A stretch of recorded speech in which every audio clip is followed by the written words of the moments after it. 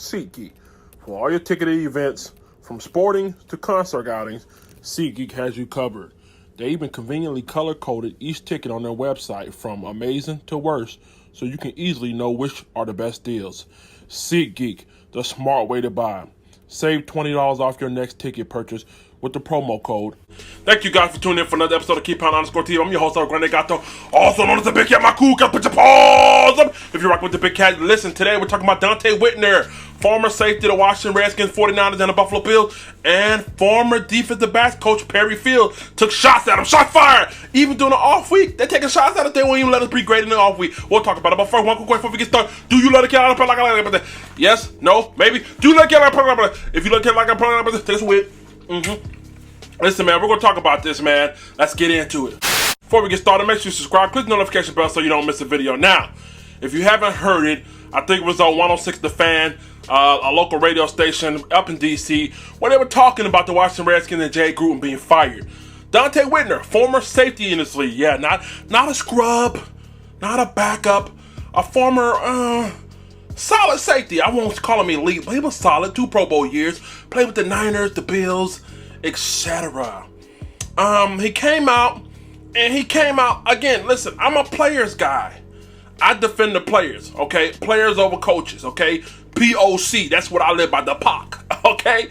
But I don't know, was he wrong for what he said? He took shots at Perry Fewell. He really came out because they asked him about Jay Gruden, and he talked about how Jay Gruden, how he lost respect for him, all right? He said he lost respect for him because he almost tore his quad against the Chicago Bears back in the day, 2016, if I'm not mistaken. And Jay Gruden told one of the players on the sideline, who's on the field hurt? Tell him to get up. We're ready to go home. Get the fuck out of here. And it got back to him. Yeah, it got back to him. So, again, and let me pause right here.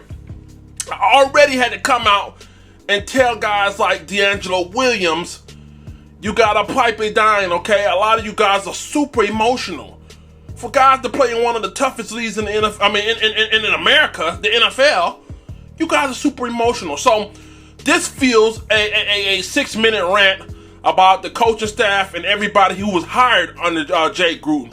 And he goes on to say, Perry Fewell, he don't even know how to teach football. He was hired because he was friends. Okay, that's your opinion. Now listen. My man has coached Jalen Ramsey.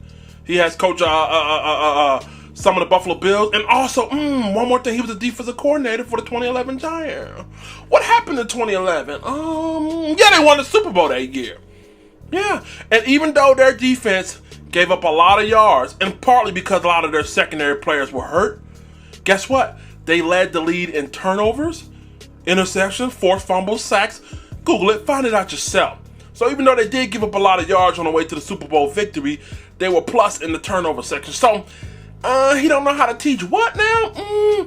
Again, these emotional field-ass rants are personal, okay? And I get it, you know, and let me slow down. I'm off the beer tonight, but let me slow down.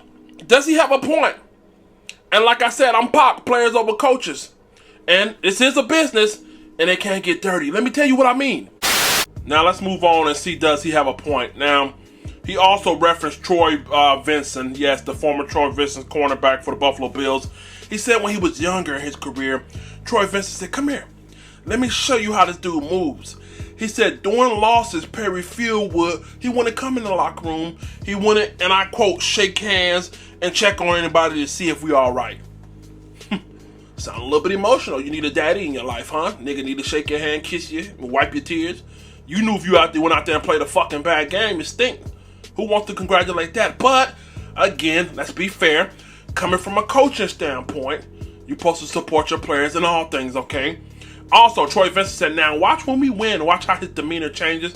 And I quote, he said he came in jumping around, excited, with the coon shit. Yeah, cooning around, clapping, and saying you boys are all right. So does he have a point?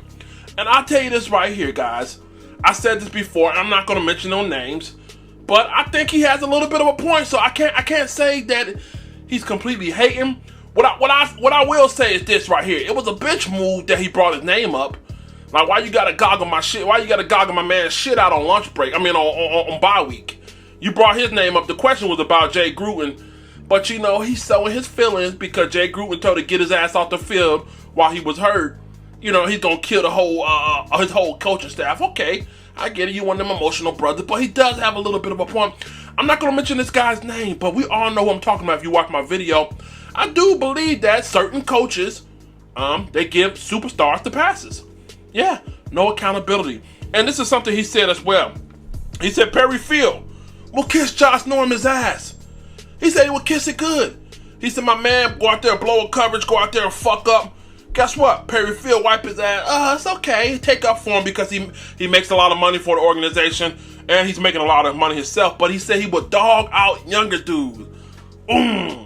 That's tough. And again, I can't confirm this. I'm just repeating back what he said and I'm giving you my input on it.